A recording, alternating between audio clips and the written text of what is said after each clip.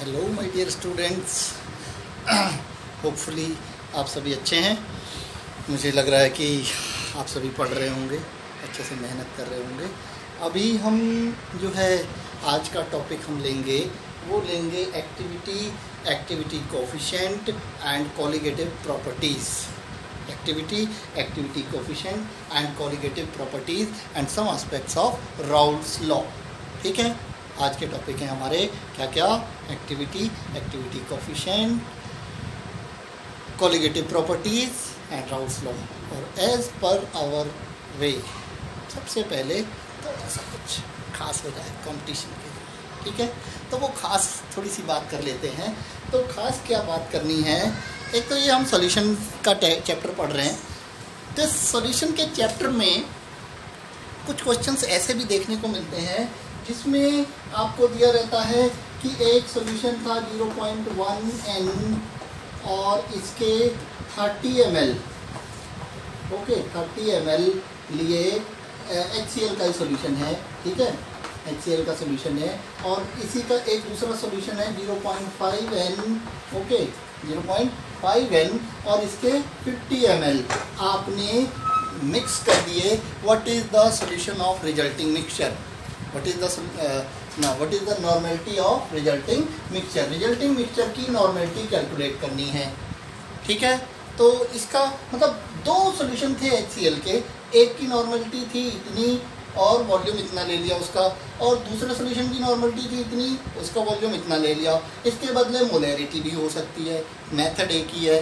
तो resulting solution की जो नॉर्मेलिटी होती है equals to N1V1 plus N2V2 divided by V1 plus V2। Note it down बेटा क्लियरली, ये सीधे सीधे हो जाएगा। ये हो गया N1, ये हो गया V1, ये हो गया N2, ये हो गया V2। N1 V1 N2 V2। ठीक है, N1 V1 N2 V2, ये जो है आपका फॉर्मूला लगेगा और रिजल्टिंग सॉल्यूशन की नॉर्मेलिटी आपकी निकल जाएगी। This N is what? Normality of the resulting solution. ठीक है, अब इसके अलावा मोलैरिटी होती तो M equals to M1 V1 plus M2 V2 divided by V1 plus V2। ये आपकी मोलैरिटी होगी किसकी बेटा? ये मोलैरिटी होगी जो है रिजल्टिंग सॉल्यूशन की। अगर यहाँ इसके बदले क्या लिखा हो, M लिखा हो और M लिखा हो, ठीक है, इतने मोलर, तो ये M1 हो जाएगा, ये V1 हो जाएगा, ये M2 हो जाएगा और ये V2 हो जाएगा। बड़े ध्यान से समझना बेटा, M1 ठीक है, V1 मैं वैल्यूज पुट कर देता हूँ, M वाले के तरीके से हम कर देते हैं। ठीक है, मैंने वहाँ M कर दिया। आपसे क्वेश्चन क्या कहेगा, इतने ml इस सॉल्यूशन के लिए, इतने ml इसके लिए, और जो है मिला दिया। तो हम वैल्यूज पुट कर दें, क्या होगा बेटा? 0.1 M1 है, V1 कितना है बेटा? 30 प्लस M2 कितना है? 0.5, V2 कितना है? 50 ओवर 30 प्लस 50, 30 प्लस 50 कितना हो जाएगा? 30 प्लस 50 हो जाएगा 80। सॉरी, एक गड़बड़ में कर दिया। ये V जो है लीटर में होना चाहिए। ठीक है, ये V लीटर में होना चाहिए, मैं ऐसे नहीं रखूँगा। इसको लीटर में करें तो ये क्या हो जाएगा? 0.03, ये हो जाएगा 0.05 और ये हो जाएगा 0.03 प्लस 0.05। ठीक है, तो ये आप कर लेंगे सॉल्व, आंसर आ जाएगा बहुत आसानी से। ठीक है, लीटर में होना चाहिए वॉल्यूम, क्योंकि मोलैरिटी नॉर्मेलिटी का रूल है, लीटर में लेते हैं। ठीक है, ये बात हो गई, कोई दिक्कत नहीं, ये हटा दें। ठीक है, ध्यान हो जाएगा, इससे आपको समझ आ गया होगा मुझे लगता है। अब जो है अगली ट्रिक हम लेते हैं, एक और एक क्वेश्चन आप नोट करेंगे बच्चों, एक क्वेश्चन नोट कर लीजिए। क्वेश्चन मैं बता देता हूँ आपको, लिखिएगा। यार है, पेन ले लो भाई। हाँ, ले लिया? ठीक है, पेन लेके बैठा करो, जब भी वीडियो देखने बैठे हो कॉपी पेन लेके बैठा करो भाई। ठीक है, तो नोट करें, the solubility of nitrogen, the solubility of nitrogen at 25 degree Celsius and 0.79 bar, 0.79 bar pressure is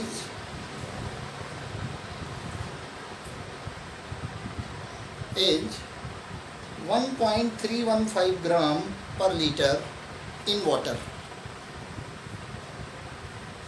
per liter in water. What will be its solubility? What will be its solubility at 1.25 bar pressure at same temperature? What will be its solubility at 1.25 bar pressure at the same temperature? अब देखिए, आपको दो चीज़ें दी हुई हैं। Solubility S1 दी है, कितनी है? सॉल्युबिलिटी S1 कितनी है आपकी? सॉल्युबिलिटी S1 और pressure P1, solubility S2, pressure P2। ये बेटा ये क्वेश्चन है हेनरीज लॉ से। हेनरी लॉ कहता है कि जो प्रेशर होता है गैस का ऊपर, वो उसमें गैस जो डिजॉल्व होती है उसके मोल फ्रैक्शन के प्रोपोर्शनल होता है। ठीक है, तो हम मोल फ्रैक्शन नहीं लेके सॉल्युबिलिटी ले सकते हैं, ये मैं आपको बताना चाह रहा हूँ। हेनरीज लॉ में कहा जाता है कि P is directly proportional to X, X mole fraction होता है, लेकिन मोल फ्रैक्शन ज़्यादा होगा तो सॉल्युबिलिटी ज़्यादा होगी, मोल फ्रैक्शन कम होगा तो सॉल्युबिलिटी कम होगी। तो we can write P is directly proportional to S।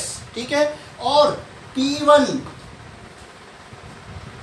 Is equals to K S1 और P2 is equals to K S2 हो जाएगा। तो क्या आ जाएगा? P1 upon P2 is equals to S1 upon S2। यही फॉर्मूला हम इस क्वेश्चन में अप्लाई करेंगे। आपको एक प्रेशर दिया है, दूसरा प्रेशर भी दिया है, एक सॉल्युबिलिटी दी है, दूसरी सॉल्युबिलिटी तो निकालनी है। एक प्रेशर कितना है? 0.79 बार। ठीक है, दूसरा प्रेशर कितना दिया है? 1.25 बार, और एक सॉल्युबिलिटी दी है 1.3 समथिंग, 1.315 ग्राम पर लीटर। तो ये कैलकुलेट करना अब क्या रह गया? कहाँ प्रॉब्लम है? ये क्वेश्चन आ सकता है, कई बार पूछा जाता है। तो आपका P1 कितना है? 0.79 और P2 कितना है? 1.25 is equals to S1 1.315 upon X मान लीजिए, और इसको कैलकुलेट करके आप X की वैल्यू लिख दीजिए कि solubility of this nitrogen gas at इतने temperature and pressure will be इतना। Sure? Will you be able to do? ये एक बात थी। अब एक और इंटरेस्टिंग बात मैं आपको बताने जा रहा हूँ। आज मेरे दिमाग में चल रहा था ये, हाँ हाँ ठीक है, आज मेरे दिमाग में ये बात आ रही थी कि ये बात बच्चों को थोड़ी सी और इंटरेस्टिंग शेयर करते हैं। एक केमिकल काइनेटिक्स से प्रॉब्लम है। केमिकल काइनेटिक्स से प्रॉब्लम क्या है कि एक कोई रिएक्शन है, ठीक है, इसमें रिएक्टेंट A कन्वर्ट होता है B में, जिसका रेट कांस्टेंट K1 है। रेट कांस्टेंट क्या है? K1 है। साइमल्टेनियसली ये कन्वर्ट होता है C में, इसका रेट कांस्टेंट K2 है। उसी टाइम पे सिमिलरली है, सेम टाइम कन्वर्ट होता है C में भी। ठीक है, तो B में भी कन्वर्ट होता है, C में भी। अब क्वेश्चन क्या पूछा जाता है? What are the percentages of B and C? दिया कुछ नहीं है। ठीक है, हो सकता है इनकी वैल्यूज भी दी हो और बिना वैल्यूज के भी हो सकता है ये। तो पूछा जाएगा what is percentage of B and C। ठीक है, कि B और C की परसेंटेज क्या होगी? तो परसेंटेज ऑफ B की परसेंटेज क्या होगी? Equals to K1 upon K1 plus K2 into 100। बहुत आसान है। अगर वैल्यू दी होगी तो ठीक, नहीं दिया होगा तो इसके फॉर्म में दिया होगा। ठीक है, तो K1 upon K1 plus K2, ये क्योंकि यहाँ रेट कांस्टेंट क्या है? K1, टोटल क्या हो गया दोनों का ये, तो परसेंटेज क्या होता है, आपके कितने नंबर आए, टोटल कितना था इनटू 100, तो इनके कितने नंबर आने थे, इनके K1 के बराबर नंबर आने थे, टोटल नंबर कितने आने K1 और K2, तो उसका कितना हिस्सा है और टोटल, अब डिवाइड कर दीजिए। ऐसे ही percentage of C equal to क्या होगा, K2 upon K1 plus K2 into 100। बहुत आसान है। K1 K2 की कई बार वैल्यू दी हो सकती है, कुछ भी दी होगी, और आपसे फिर परसेंटेज पूछेगा, you will be easily able to do it. ये तो बात हो गई ट्रिक्स की। ट्रिक्स के बाद अब हम आते हैं टॉपिक पर। ओके, तो अब टॉपिक स्टार्ट करते हैं। टॉपिक आज हमने क्या लेने हैं, पहला लेना है एक्टिविटी। जनरली तो एक्टिविटी जो है का मतलब होता है क्रियाकलाप, जिसको हम बढ़िया भाषा में खुरापात भी कह सकते हैं, है ना, कह सकते हैं ना, सभी खुरापाती होते हैं। चलो बात करते हैं। तो एक्टिविटी, लेकिन केमिस्ट्री में एक्टिविटी का मतलब क्रियाकलाप नहीं होता है, ठीक है। केमिस्ट्री में एक्टिविटी का मतलब होता है कि, अब इससे पहले, एक्टिविटी से पहले चलो एक बात समझ लेते हैं। जैसे कहीं किसी सॉल्यूशन में आपने कुछ सॉल्यूट डिज़ोल्व किया, ठीक है, तो कंसंट्रेशन कैसे निकालते हैं कि इसका अमाउंट कितना डाला और इसका वॉल्यूम कितना था या मास कितना था, ठीक है। तो कंसंट्रेशन आपकी मोलैरिटी इसके अमाउंट और इसके वॉल्यूम के हिसाब से आ जाती है, ठीक है। कंसंट्रेशन जितनी आपने यूज की, जितना डाला, क्या उतना का उतना ही यहाँ काम कर रहा है क्या प्रॉपरली सारा?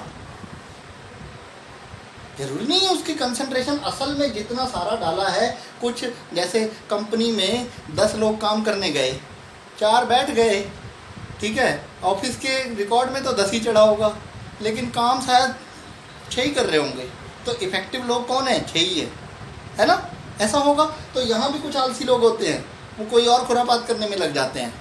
तो एक्सपेरिमेंटली ये तो होगी थ्योरेटिकली कैलकुलेट की गई कंसंट्रेशन, जो C कंसंट्रेशन का मतलब C एक्चुअल, यानी कि एक्चुअल कंसंट्रेशन, एक्चुअल कंसंट्रेशन, ठीक है।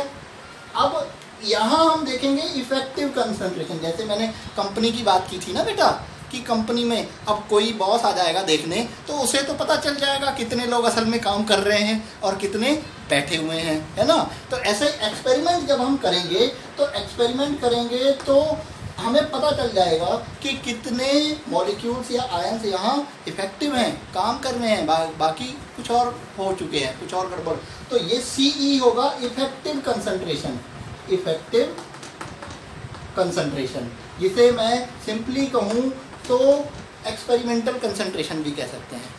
कि एक्सपेरिमेंट करके पता किया, तो जो जनरली क्या होता है कि एक्चुअल कंसंट्रेशन और इफेक्टिव कंसंट्रेशन में फ़र्क होता है। एक्चुअल कंसंट्रेशन ज़्यादा होती है और इफेक्टिव कंसंट्रेशन कम होती है। क्यों होता है ऐसा? देखो, क्योंकि कई जो ऐसे होते हैं सॉल्यूशन जिनमें कुछ मॉलिक्यूल्स जुड़े ही रह जाते हैं, डिसोसिएट नहीं होते, ठीक है, और कुछ मॉलिक्यूल्स जो होते हैं वो किसी और में चेंज हो सकते हैं, कन्वर्ट हो सकते हैं, तो जो बचेंगे वही इफेक्टिव रहेंगे, ठीक है। तो इफेक्टिव कंसंट्रेशन को ही हम एक्टिविटी कहते हैं। इफेक्टिव कंसंट्रेशन को ही हम क्या कहते हैं? Activity. The effective concentration of the solution is known as activity. Simply note करने लायक बात है। क्या नोट करिएगा? The effective concentration of the solution is known as activity. There is a difference between actual concentration and effective या experimental concentration. That experimental concentration which is effectively working in the solution is known as activity. ठीक है? सही है? समझ आ गया? ठीक है, आ गया, मुझे लग रहा है आ गया। अब देखिए, एक और यहाँ एक्टिविटी तो समझ आ गई होगी, एक और जो टर्म है उसे कहते हैं एक्टिविटी कोफिशिएंट। एक्टिविटी कोफिशिएंट, जिसको आप गामा से दिखाएंगे। एक्टिविटी कोफिशिएंट है क्या? एक्टिविटी कोफिशिएंट है CE/CA। सी मतलब कंसंट्रेशन, ई मतलब इफेक्टिव, ए मतलब एक्चुअल। जो सॉल्यूशन की इफेक्टिव कंसंट्रेशन है और जो एक्चुअल कंसंट्रेशन है, इनके रेशियो को एक्टिविटी कोएफिशिएंट कहते हैं। द रेशियो, नोट करें बेटा, the ratio of effective concentration and actual concentration is known as activity coefficient, is known as activity coefficient. Very nice, ठीक है। तो gamma is equals to CE over CA। Here CE is equals to gamma into CA, gamma into CA। किसी solution का आपको gamma पता है और actual concentration theoretically निकल जाएगी, नॉर्मेलिटी या मोलैरिटी आपको जो दी हुई है वो आपकी थ्योरेटिकली कैलकुलेट हो जाएगी, ठीक है। तो मोलैरिटी या नॉर्मेलिटी एक्चुअल कंसंट्रेशन कहलाएगी, जो भी नॉर्मेलिटी होगी मोलैरिटी दी होगी, ठीक है, वो एक्चुअल हो गई। और सॉल्यूशन का आपको गामा बता दिया गया कि इसका गामा इतना है, एक्टिविटी कोएफिशिएंट की वैल्यू इतनी है, तो आप क्या निकाल सकते हैं, इफेक्टिव कंसंट्रेशन निकाल सकते हैं। वेरी नाइस, ठीक है, समझ गए ना। इफेक्टिव कंसंट्रेशन निकाल सकते हैं और इफेक्टिव कंसंट्रेशन निकालना ही इम्पोर्टेंट है, ठीक है। इफेक्टिव कंसंट्रेशन, इसके लिए आप एक न्यूमेरिकल नोट कर लीजिए। इफेक्टिव कंसंट्रेशन से रिलेटेड एक न्यूमेरिकल है, आप नोट करिए बेटा। सभी लोग नोट करेंगे, पेन ले लो भाई, है, हाँ ले लिया, ठीक है। तो इफेक्टिव कंसंट्रेशन निकालने के लिए नोट करिए, the 0.0992 m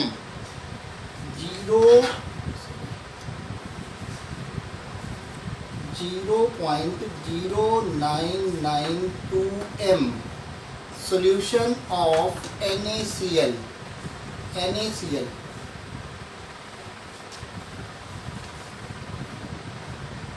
having activity coefficient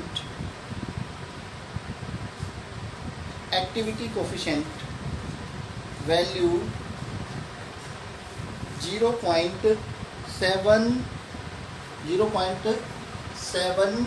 this is what Ca, 0.782 full stop.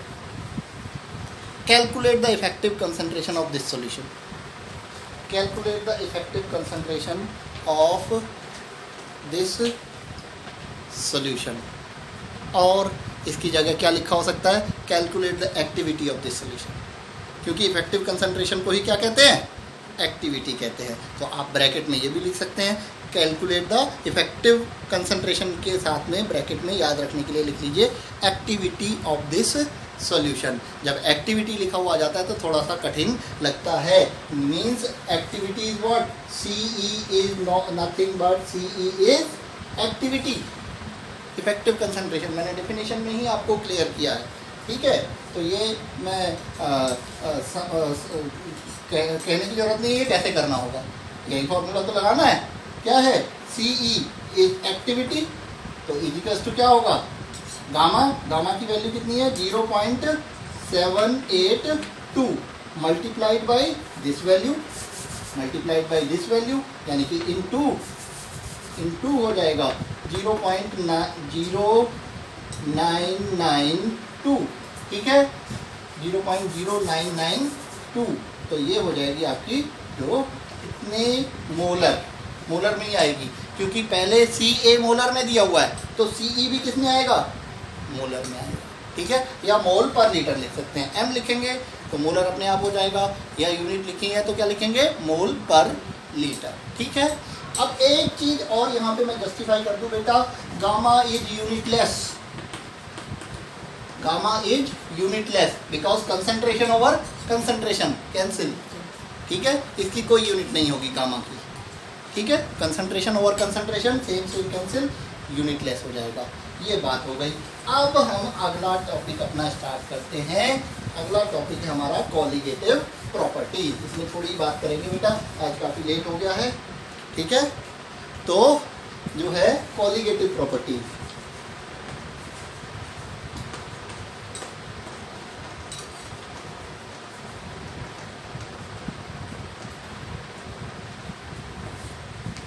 Colligative properties. अब किसी भी सॉल्यूशन की कुछ प्रॉपर्टीज बेटा ऐसी होती हैं जो उस सॉल्यूशन में कितने पार्टिकल डिसॉल्व हैं, कितने पार्टिकल्स डिसॉल्व हैं, घोले हुए हैं पार्टिकल्स वो मोल। अच्छा है, कुछ चीज़ें मैं एक्टिविटी कोफिशिएंट के बारे में कहना भूल गया, ठीक है, शॉर्ट में इधर कह देता हूँ, ठीक है। एक्टिविटी कोफिशिएंट के बारे में कुछ चीज़ें मैं कहना भूल गया हूँ, सॉरी, ठीक है, भूलने की आदत से बहुत परेशान हूँ, ठीक है।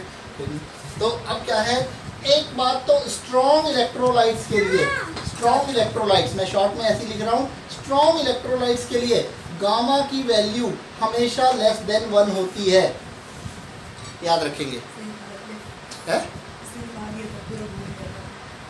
अरे कोई नहीं, कोई बात नहीं, उल्टा हो गया था, तो मैं भूल गया था पहले ये बताना कि गामा की वैल्यू हमेशा लेस देन 1 होती है स्ट्रॉन्ग इलेक्ट्रोलाइट्स के लिए, स्ट्रॉन्ग इलेक्ट्रोलाइट्स के लिए गामा की वैल्यू हमेशा लेस देन 1 होती है, ठीक है। गामा की वैल्यू हमेशा लेस देन 1 होती है स्ट्रॉन्ग इलेक्ट्रोलाइट्स के लिए। और अगर हम डाइल्यूशन बढ़ाते हैं तो गामा की वैल्यू बढ़ती है, डाइल्यूशन बढ़ाते हैं तो यानी कि गामा की वैल्यू बढ़ती है, ठीक है। और कब तक बढ़ती है, 1 तक बढ़ती है, 1 तक आती जाती है। 1 आ गई का मतलब क्या है, जो इफेक्टिव कंसंट्रेशन है वही एक्चुअल कंसंट्रेशन भी है, दोनों बराबर हो जाएंगे तो रेशियो 1 आएगा। तो डाइल्यूट करते जाइए, काम करने वालों की संख्या बढ़ जाएगी, है ना। डाइल्यूशन बढ़ाने से गामा इंक्रीज होता है, ठीक है, क्या होता है, इंक्रीज होता है, ठीक है, ये बताना भूल गया था। दूसरा एक बात और है एक्टिविटी कोफिशिएंट से रिलेटेड कि जो CE है इसी को यूज़ करना चाहिए, जितनी भी कोलिगेटिव प्रॉपर्टीज़ हैं इनके कैलकुलेशंस में CE को ही यूज़ किया जाना चाहिए, ना कि CA को, यानी कि इफेक्टिव कंसंट्रेशन ही यूज होनी चाहिए, एक्चुअल कंसंट्रेशन यूज नहीं की जानी चाहिए, क्योंकि यही काम कर रहे होते हैं वहाँ पे, दीज आर इफेक्टिव, बाकी इनएक्टिव रहते हैं, ठीक है। तो ये यूज होना चाहिए जितनी भी कोलिगेटिव राउल्ट्स लॉ में या कोई और जो चीज़ें हैं उनमें इफेक्टिव कंसंट्रेशन, तभी रिजल्ट्स एक्यूरेट मिलेंगे, ठीक है, अदरवाइज एरर्स आएंगे। तो अब कोलिगेटिव प्रॉपर्टीज़ की मैं बात कर रहा था, बीच में इंटरप्ट हो गया।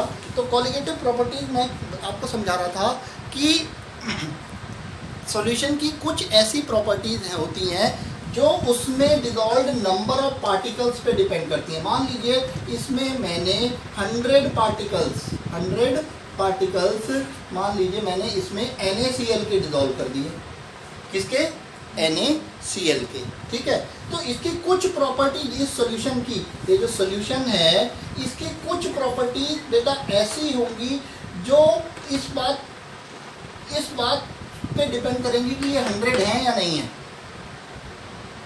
क्या है इस पे डिपेंड नहीं करेगी। मतलब आप 100 पार्टिकल आपने डिसॉल्व किए NaCl के, आप NaCl मत लीजिए, अगली बार एक सॉल्यूशन और बनाइए, NaCl ये लिया था, एक सॉल्यूशन और बनाइए और उसमें 100 पार्टिकल्स जो हैं वो KBr के डाल दीजिए, किसके डाल दीजिए, KBr। अब ये KBr तो अलग है ना, तो दोनों की कुछ प्रॉपर्टीज ऐसी होंगी जो बिल्कुल सेम होगी, यानी कि ये प्रॉपर्टी ऐसी है कि इस बात का कोई मतलब ही नहीं है कि घोला क्या है, केवल इस बात का मतलब है कि घोला कितना पार्टिकल्स हैं, कितने पार्टिकल्स उसमें डिसॉल्व किए हैं।